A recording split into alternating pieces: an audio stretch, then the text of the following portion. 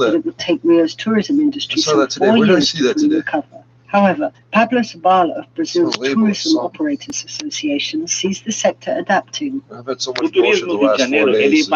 Tourism in Rio de Janeiro depends a lot on foreign clients.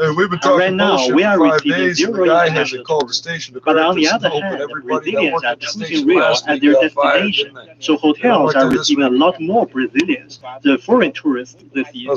And despite the fact that significant number of tourists have arrived in Rio to celebrate Christmas and the New Year, Rio's mayor, no matter how stupid she is for getting the news wrong, she's laughing are about to be it. cancelled for the first time in 50 years. Jose Because there's Brazil, nobody familiar manager to of laugh the at her Athena stupid Hotel laugh. chain, There's no joke. She just says bad news and We hope that even though we won't have fireworks, people will come here to forget a very difficult year, enjoying a New Year's Eve celebration with all the COVID protocols. And we should get to 60% occupancy. But the immediate they'll make people think we hire black people. They Rio de don't. Janeiro is registering some 150 COVID deaths. So I'm the black person that says these black people need to pick themselves up by their bootstraps. In Carnival My mother tried telling me that, oh, well, the schools are this and that, so I'm telling you to pick yourself up by your bootstraps. And I don't know what's wrong. You, every time you get involved, it's a problem. Reporting from Rio de Janeiro. Coming up, CMG's top news stories of 2020. Hey there, join us on a New Year digital concert and meet China's most elite instrumentalists. First 20 minutes is all about coronavirus. Oh, there's so many missed alarms. I've been clearing them. 随便一播，就是像流水一样的很好听的声音。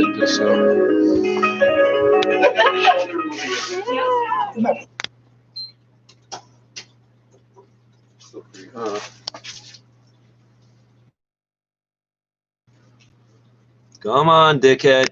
Piece of shit. Child molester. Dump on the router some more. Freeze frame. Freeze frame. Freeze frame. Freeze frame. Piece of shit. You're a child molesting piece of shit. Child molesting piece of shit working for the Navy. Child molesting piece of shit working for the Navy. The wind was calm. The pressure was 30.27 inches and rising. Child molesting piece of shit working. At Asheville, it was clear with a temperature of 43. Do you realize how painfully obvious it is that it's frozen? There's things moving in the roller and they're not moving. Cloudy with a temperature of 46. Oh, up and down, up and down, oh, up and down, up and down. Your connection is unstable. See how it's frozen at this angle?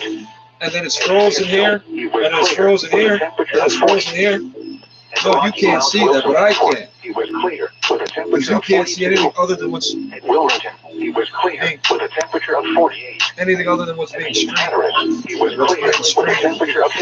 Oh, the difference is, I don't go, oh, you're not letting me, you're not letting me. So I will correct the camera if it would fucking stop freezing up. Freeze! Like it, I don't know what the fuck image you think I'm gonna take from it. Everybody thinks you're dumping on my router, and as soon as I say goof, they're positive and chasing me for 30 years. They don't tell the truth. I'm a real gangster, nigga. We fucking kill pieces of shit like you with bare hands. Bam, bam, your head, banging off the concrete. 7, 8, 9, 10. We don't count. We just go till we run out of energy. Okay, so I don't need the clock or the system tray. Freeze it up, Mr. YouTube admin. Because every time these idiots get their IP address blocked, they hit the report button and that pulls the admin back in. So the 2.5-hour video, guess what? It's 145 minutes. They've probably been called in about 75 times. You fucking done? Are you fucking done? Because you're a piece of shit, goof, child molester that works for the U.S. Navy. Yeah, every time I say U.S. Navy, oh, freeze it up. No. Yes, we know who the fuck you are. We know who the fuck you are, stupid. How the fuck does he know? Well, he keeps telling you he's part of the defense industrial complex and you don't believe him. Why? Because you are, and you fucking can't figure out how he knows what you are. Well, you're not listening.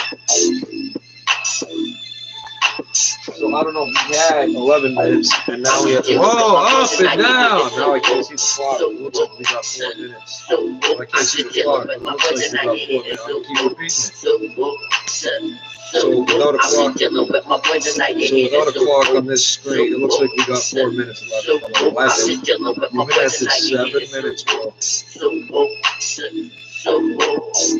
I don't give a fuck. I'm gonna take care of my health first every time. And everybody knows that. That's why they buy drugs off me, stupid. Oh, he's admitting to selling drugs. If you're still now, listen to how long we've been at. That's a 5-minute long track, and it's played all the way through.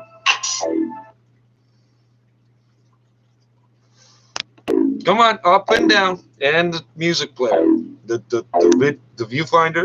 Come on. The viewfinder, this bar at the bottom, this front. Come on.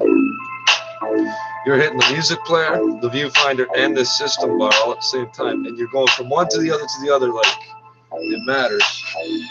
Like it matters.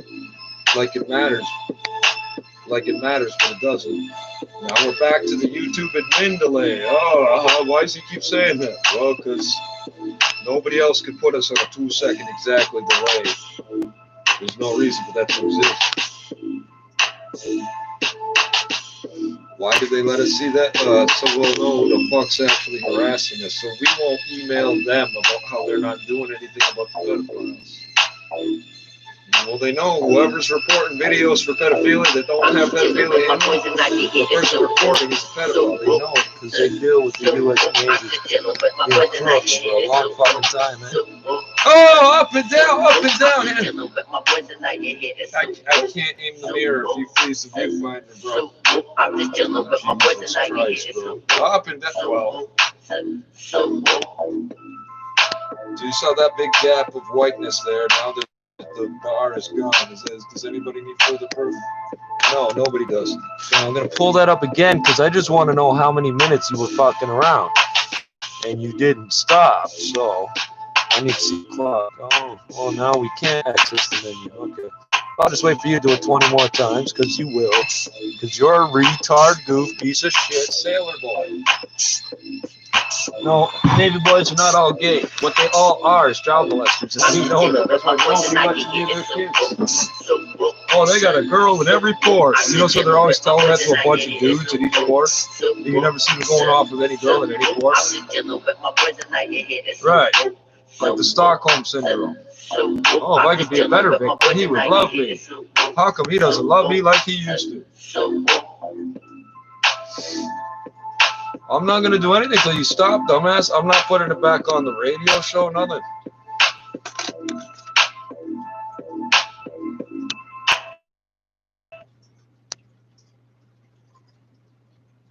Eight seconds plus 8 seconds. That's good. Nope. So what's happened here? It's kind of like if I had unplugged the keyboard, plugged it back in, and skipped it twice instead of once.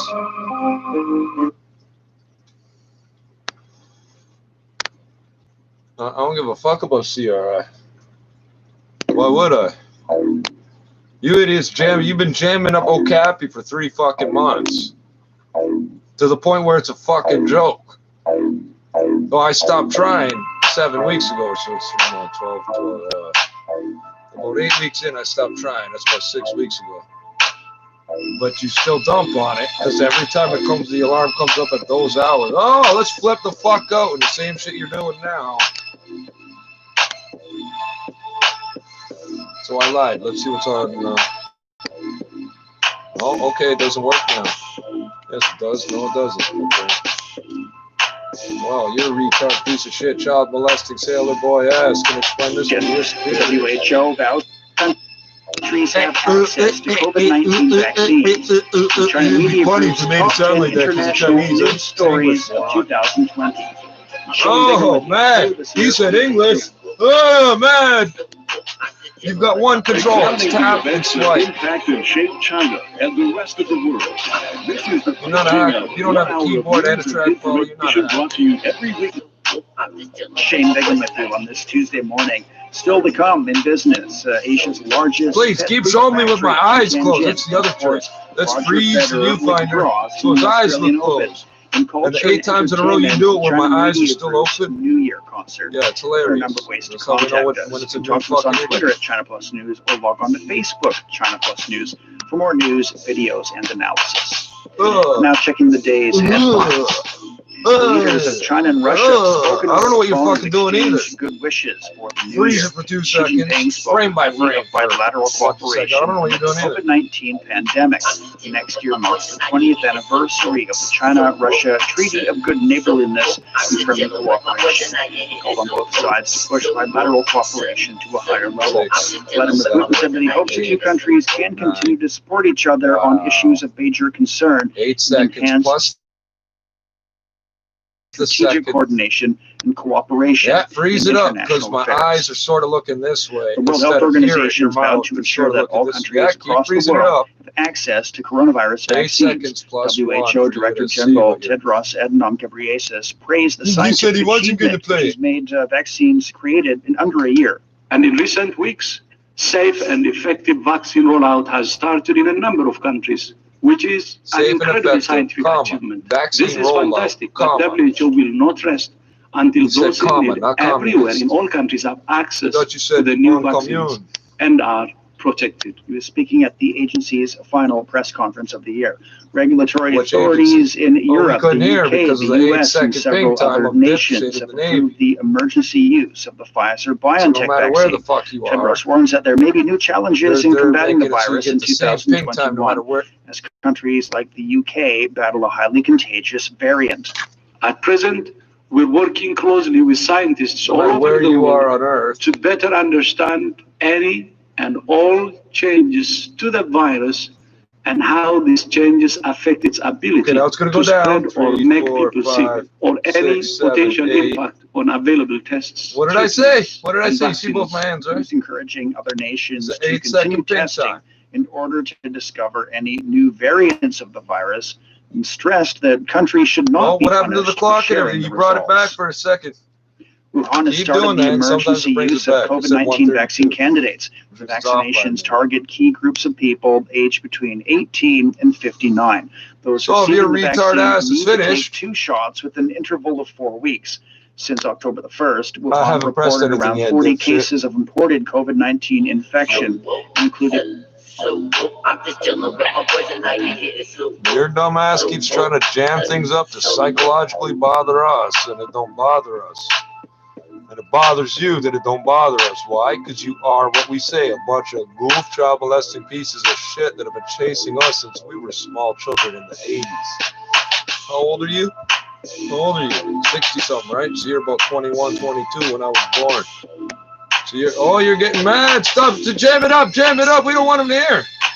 If you're 60 now, you were 21 when I was born. Yeah, we know you were a goof back then. Because when I was born, 5 years from 77 to 83, you think anybody got convicted of fucking child molestation? Yeah, keep freezing it up on those words. Yeah, show my fucking retard looking face. I'm cross-eyed and both eyes are half open but not closed or whatever. Keep it up. Keep it up, goof. Keep it up, goof. You notice how they react to the things I'm saying and they pretend they're not emotional. So from 77 to 82, who got fucking convicted of child molestation? Nobody. From the age of 16 to 21, your dumbass got away with doing things you thought somehow made you strong. Hey, look, I can see the clock. Oh. Up and down, up and down, up and down. Wow. Whenever you're done, then it'll stop interrupting me, and I will be done. So from 77 to 82, from age of 6, from the age of 16 to 21, all the things you did to little kids you didn't get caught for. So from 67 to 77, you got some horrible abuse, didn't you? And you thought somehow if you could appease the person abusing you, it would be better to you, and that sex would feel good because it's supposed to, and it doesn't because the priest said it didn't happen, and whatever fucking weirdo shit's going on in your brain. You were 22 and 83. How old are you now? Exactly what I said. These 6-year-old men-dems is the ones bothering me. Yeah, from about 59, from the ages of approximately 59 to 64, they're still chasing us. They're the same idiots who used to try to talk us out of joining gangs. It's like, we're not joining anything. You don't know what you're talking about. Oh, those type, you know, the darker type. Oh, get the fuck out of here.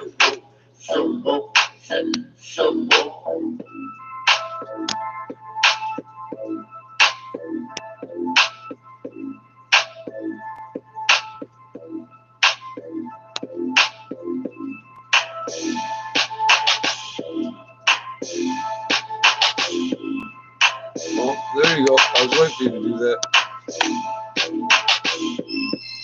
Up and down. No, I'm not getting the mirror up. I'm not getting the mirror up. I can see the clock. That's all. So you've done this 3 times in a minute and a half. Wow. Wow.